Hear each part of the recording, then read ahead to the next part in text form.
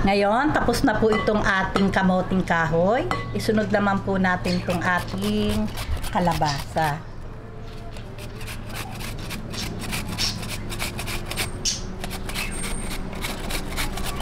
Ayan, katulad din po ng kamoting kahoy. Atin din pong gagadgarin.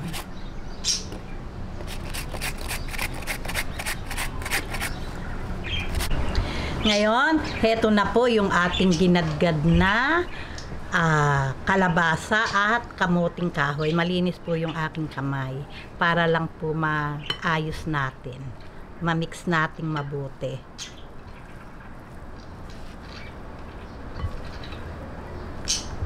Ayan, pagka po ganitong mix na, magtitimpla na po tayo ng gagamitin nating pang coating. Okay, ngayon umpisahan na po natin yung ating pag-ookoy. Ganyan lang po, papahiran lang po natin tong ating platito. Ayan, ganyan lang.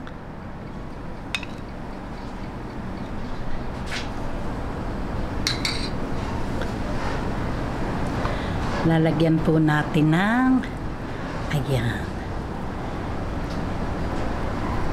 Atin lang pong ipaplat. Kasi po ang okoy ng Kapampangan style ay palapad. Ayan, ganyan. Ngayon, lalagyan natin siya ng hipon.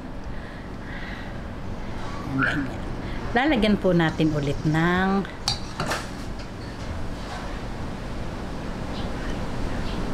ayan, ganyan. Liligyan lang po natin ng pang-coating ulit sa ibabaw. Isa lang pong hipon yung aking inilagay kasi po napakalalaki ng hipon na nabili ko. Ngayon, sasalang na po natin.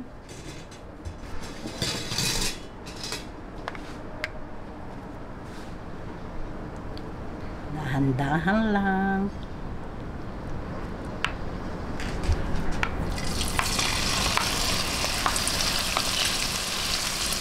Ayan.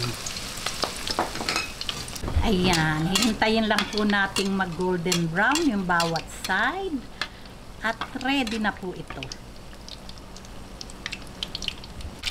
Ayan. Pagka po ganyang, ayan, medyo nag-golden brown na po. At alam nyo naman po na talagang crispy na siya.